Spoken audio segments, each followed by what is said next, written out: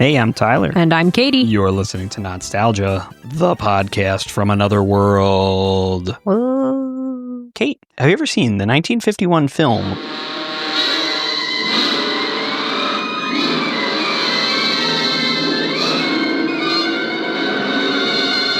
The Thing from Another World? I have not, but I have seen a movie called The Thing, and it was one of my favorite movies ever. Are they related? Yes. Yes. That's the movie that The Thing is a remake. Really? So, and you've talked about this on Not-Stalgia before because we got an email recently from a listener named Solima, and here's a little piece of that email. Tiny piece. Katie, I'm currently listening to the Halloween 1 through 4 episode, and I 100% agree about The Thing, 1982. I first watched it in 2020 and rewatched it at least twice a year. Very, very few horror movies I've seen have reached that standard after watching. So Solima wrote a wonderful email, thank you Solima, with lots of great suggestions, and I'm definitely going to use probably every single one of these. Yeah, we're going to have Solima month. But the one that stood out to me that I wanted to get to, toot sweet, is The Thing from Another World from 1951. There's a lot of other really good Halloween, spooky time, October horror movies, but unfortunately, we're planned so far ahead that we don't have time for them this year. So, Solima, you pretty much are going to own a good chunk of Halloween next year, probably, with these great October suggestions. 2026 is your year. And another thing Solima said was, I didn't hear the reach out message at the end of previous episodes, so I don't know if you're accepting suggestions. I would like to say to everybody, we are always accepting suggestions. We're just really bad at doing... Oh, yeah, we suck at an outro. End of show, call to action. Our marketing brains are non-existent. Yeah, our marketing team is non-existent. We don't have one. So, it's just me and Tyler. We're fighting for our life. This movie, Kate, is adapted from a novella called Who Goes There, written by John W. Campbell and published in 1938 in Astounding Science Fiction magazine. Amazing. The novella has this premise. Researchers in Antarctica, and there's some sort of monster there that can impersonate people, right? So it's the bones of the thing. Does it have a man in a big hat? I don't think so. Does it have beautiful Kurt Russell in a huge hat? The novella? Yes. To get from the novella to the movie, though, we have to talk about a man named Howard Hawks. Cool name. Do you know anything about Howard Hawks? No, he's got a great name. You're about to. He was born in 1896. Holy shit.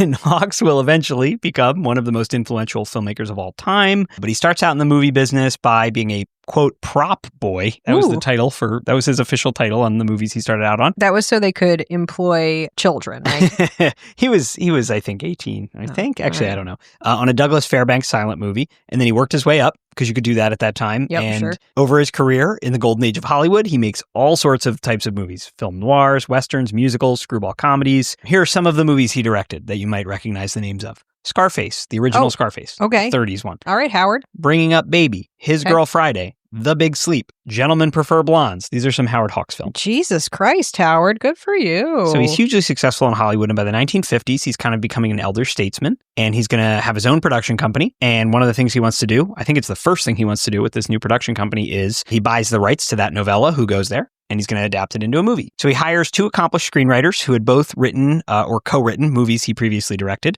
And those writers are Charles Lederer and Brett Hecht. Lederer is the credited screenwriter for The Thing from Another World, but Hecht and Hawks himself both helped revise the script, though not officially credited. And both writers are crazy accomplished. Lederer wrote Gentlemen Prefer Blondes. He wrote the original Ocean's 11. He wrote Mutiny on the Bounty. These are all like just titles. Even if you haven't seen the movies, everybody knows these titles. Hecht wrote Underworld, Scarface, Barbary Coast, Gunga Din. He wrote one draft for Gone with the Wind. Like just extremely successful and accomplished screenwriters. Hawks, however, is not the credited director of this movie. The director is a guy named Christian Nyby, N-Y-B-Y. And it's his first credit as a director. Previously, he was an editor, including for several of those Howard Hawks movies. And there's some debate about whether Hawks actually secretly directed this movie or not. One of the theories is that Hawks directed it, but let his friend Nyby get the credit as a favor so Nyby could join the Directors Guild. Other theories say that each director directed some of the scenes. It's completely unclear, and the actors have told conflicting stories later in their lives, whether or not it's really directed by Nyby, it's really directed by Hawks, or some combination of both. The outdoor scenes in this film were filmed in glacier Glacier National Park. And a little bit of trivia for you, because I was curious. I'm like, okay, that novella is so early. When was the first Antarctic research expedition? And the first time an Antarctic research base was established was 1898. The movie was successful and has gone on to be critically beloved, of course, inspiring the likes of John Carpenter to make his 1982 remake. Plus, there's a 2011 remake of the remake. There's a 2011 thing? Mm-hmm. Why would they do that? You want a big spoiler? It was kind of advertised as a remake, but at the end of it, after everything goes horrible on their base, the dogs escape, and it's really a prequel. Like, you see the dogs run away. Got it. And the idea, or the dog, is one dog, One right? dog. You see the dog get away, and the idea being that he's running over to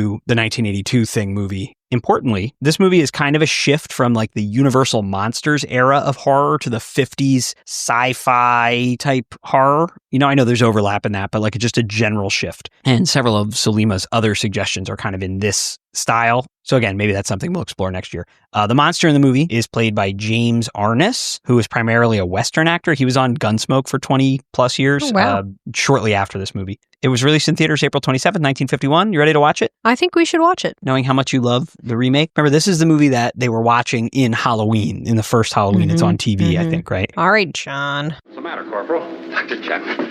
Where's the captain? I've got to tell him. I've got to tell him that thing's alive. I saw it, sir. Chase me. That thing's alive. It's not dead. It's Captain Henry. That thing's alive, sir. I saw it. I shot at it. I hit it. I know it. Nothing happened. It just kept coming at me, making a noise like a cat meowing. Captain, it was awful. If you could have seen those hands and those eyes. Captain, you've got to do something about it. You've got... I feel like the poster art does not inspire confidence that this is on par with the 1980s masterpiece. Maybe. Also, there's a woman in a gingham blouse. We are in Antarctica. What are you doing? Tell me this title treatment is not cool, though. Ooh, I do like this. And they used the same... Don't they reuse this? It's the font, more or less? Similar, yeah. In the 80s? Melting, burning through. Yeah. It's like animated, but melting... I'm into it. Do you think John Carpenter made the right move by getting rid of the words "from another world"? Yes, absolutely. Because you can then say, how do you know who is the thing? From another world. Yeah, it doesn't have the same ring to it. Doesn't. That looks like a hat. A pretty big hat, but not big enough. It's true. The first guy you see, he's got a big hat. It's not quite I know it's big not enough. the comically large hat that Kurt Russell has that you seem to love for some reason. It's a great hat. Scotty, the journalist, has probably the biggest forehead in cinema. Absolutely massive. So... they're at the North Pole in this. Good point. Not the South Pole. They're up here in Alaska. A lot of time in, I think we're spending too much time with military men talking to each other like this. Yes. Get us to the base. Yeah, give us a dog actor. Because this is the military base that's south of the research base. Yes. There's your plane on skis. Oh, a pup. Good, we're getting some dog actors. Some dogs. It's because he has to take a dog team. Right. He has to fly to wherever they can fly and then get off and take the dogs. Humans weren't meant to be wherever this is. That's the interesting thing about flying at this time is that you have to have a navigator, right? Huh. Like you have someone who's honing in on a frequency, but also who is like using navigational math, you know? Because the plane, like the equipment didn't exist to... Yeah. There's no like GPS, right? There's no satellites. So your plane has a co-pilot and a navigator. And apparently a coffee machine, which sounds delightful. Caffeinated. This journalist seems just like very ill prepared for the weather. He's in like a beanie and a trench coat. Everybody else has a parka. Lots of icicles, but they appear to be made of fabric. Okay, so they have a woman at the research station. It's nice that these women get to wear pants on the base, you know? So we've been brought to Dr. Carrington, who is in his science lab just smoking. And he has some kind of pomade in his hair that makes his hair look like spaghetti. Look at it. Looks like claymation spaghetti. Look at it. Dr. Carrington's got great bone structure, but his hair is really pulling me out of it, you know? They're stuck here. Their hair product options are limited. That's probably like whale blubber. Gratuitous scene of a plane landing. Yeah, remember, there's only 86 minutes or something in this movie. We've used like 1/86th of the film to film this plane landing. Oh, and here they go, getting out again. All right, now we got the dog sled. Here we That's go. fun. Have they put Professor Carrington in the dog sled? Yeah. Well, look, they're cross-country skiing. That's fun. Yeah, the professor is a man of science. He can't be expected to ski. I feel like the music has already gone nuts before we've revealed anything particularly shocking about the landing site. Well, it's like, you know, when you look at a husky that somebody has in like their condo in like an up and coming neighborhood, like a gentrifying neighborhood in your city, and then you look at the huskies pulling this dog sled and you're like, oh yeah, no wonder the husky ate through the wall. Like they have to work for like 8 hours a day pulling hundreds of pounds of stuff. That's when they're their happiest. Look how happy they are pulling the sled. They're not meant for living in a studio apartment. No. They've brought the reporter for some reason. Why? He's just along for the ride, Kate, for transparency and the freedom of the press. Oh, hearkening back to an earlier time when there was transparency and freedom of the press. Miss those days. Literally just as much science fiction as The Thing from Another World. I feel like Professor Carrington's wearing like little joggers. Look at him. So they're measuring it with their bodies? These scientists couldn't have brought a tape measure of some kind. They're like, here, measure it with your arms. Everyone's standing in a big circle. Now they're like, oh, the thing is a perfect circle. It's a flying saucer. This is the least scientific group of scientists I've ever seen. They have brought some thermite bombs to melt this blow up the ice. Flying saucer out of the ice. I can't believe they're going to detonate these thermite bombs near these little pups. I thought you were going to say right near this priceless flying saucer. But no. Also, I'm worried about the dogs, yes. It's a huge explosion, too. It's just like, it seems like it would destroy the flying saucer. Yeah. The dogs were very well behaved. It did not bother them at all. They were just tossed around in the cargo hold of a plane for like hours and hours, so they're tough. Everybody has these cute little mittens on. Look, why is this guy going out on the ice? It's a Geiger guy. Yeah, but why is he walking out onto this unstable ice? The ice they just blew half of up with bombs. It's a terrible idea. Yeah, bend down and look at it. Why? So they're just going to chop into the ice and get a big block with this alien in it. Presumably an alien, right? He's 8 feet tall. It's going to keep him in a huge ice cube. He's entombed. This feels more like an episode of The X-Files than The Thing, right? And I just that's like a that. Huge insult.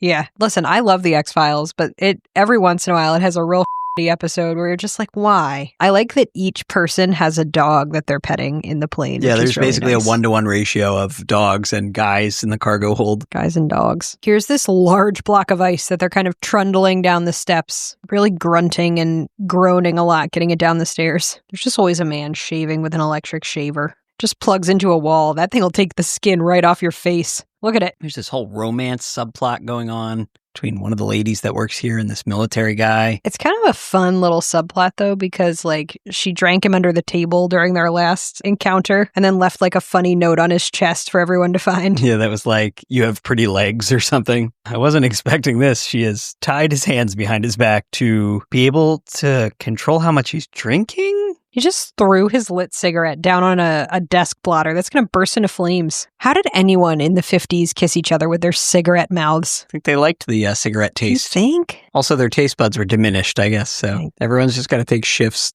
watching over the huge block of ice. The, like, parasitic organism is much more compelling, you know? A big guy. Yeah, just with weird hands. A guy. Why is he putting a blanket on it? He doesn't want to look at him. Okay. He's not trying to snug him. Yeah, he was just tucking him in nicely. Oh, no. It's not any blanket. Oh, it's an electric blanket. Dummy.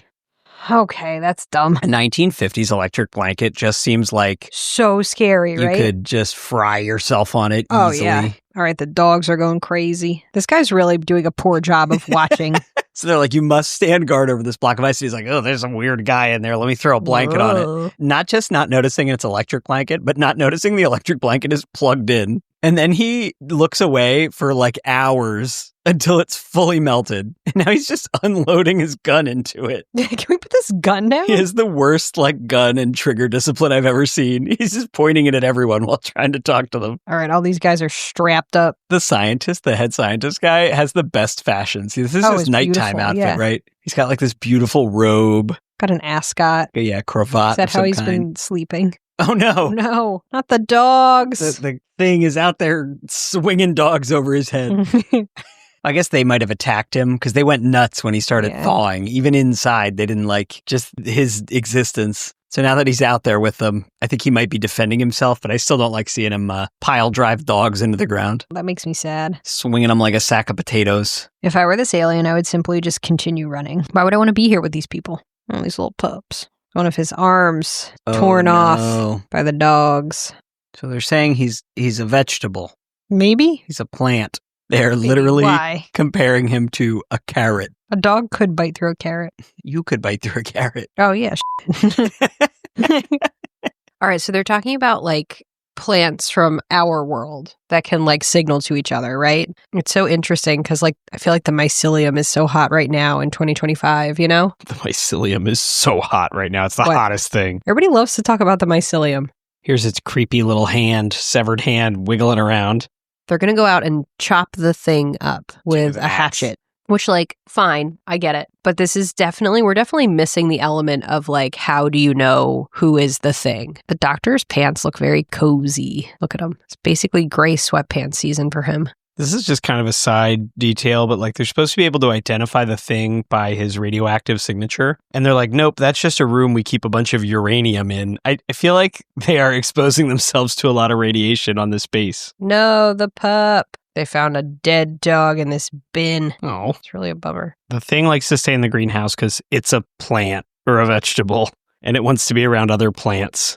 Right, we're kind of setting up a, like, scientists versus military debate. The military just wants to go kill it, cover up the fact that they botched this whole thing.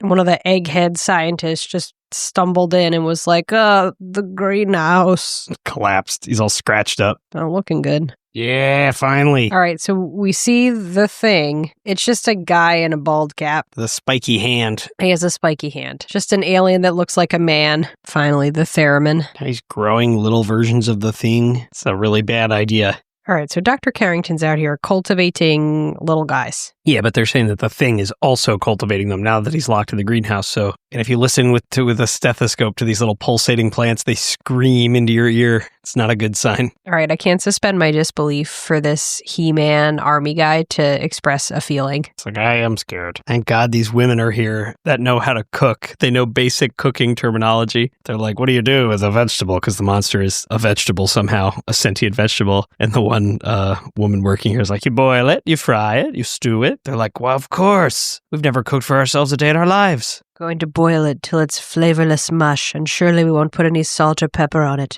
Not any other seasonings either. My family's recipe. Boil it till it's tasteless and bitter. Why don't my children like vegetables? Okay, so they've taken her advice, but their version of boiling it is they're going to cover it in kerosene and light it on fire. Pretty exciting. The Geiger counter is letting us know that he's approaching. All right, so they've set it on fire. It just kind of looks like Peter Boyle, right? Like stumbling around. Yeah. But also, the whole place is on fire now. Yeah. What are they going to do? Well, that's very the thing, you know? Wow, this rules, actually. There he goes. He knew how to put himself out, and now they're stuck in this burning... I just wonder, what was a fireproof piece of clothing like in the 50s? For a movie. Were they just let's put a lot of layers on him and hopefully it doesn't burn through? Was it just hey, put on this asbestos? We got the asbestos pants ready for you, you know? What was it like? Wow, that was chaotic. Pretty fun to watch, that scene. I'm going to admit, I've been pretty bored for a while, but that was a little bit exciting. I know, I'm fading. I feel like the government would just blast this base. They would just drop a bomb on the base without warning anybody. I think you're right. Maybe that's how it's going to end. We don't know yet. What did they do to these actors to make it so we could see their breath on set? How cold is this set? I've actually flip-flopped on who I align with here. Earlier I kind of was like, yeah, the scientists are right. We need to study this thing. But now it is cutting off the heat. It's ready to murder them all. And the scientists is still no, don't hurt it. Let me study it. They have to kill it now. The general's right. General, whatever he is. Here's our big man. He's just a big guy. He doesn't look particularly alien, really. He's just kind of like a bald Frankenstein, ready to beat them all with a 2x4. Well, so much for science. He seems to be shrinking. Keep watching the skies. Kate, do you think... I know that all journalism at some point in the past just relied on you trusting the reporter, but do you think anyone would believe this journalist? He's like, we fought a flying saucer and an alien. There's no proof remaining. We blew it all up, but we did it. Yep. A man by the name of Noah once saved our world with an arc of wood. Here at the North Pole, a few men performed a similar service with an arc of electricity. The flying saucer which landed here and its pilot have been destroyed, but not without casualties among our own meager forces. I would like to bring to the microphone some of the men responsible for our success. But as Senior Air Force Officer, Captain Hendry is attending to demands over and above the call of duty. Dr. Carrington, the leader of the scientific expedition, is recovering from wounds received in the battle. Good for you, Scotty. And now, before giving you the details of the battle, I bring you a warning. Every one of you listening to my voice, tell the world. Tell this to everybody wherever they are. Watch the skies. Everywhere. Keep looking. Keep watching the sky.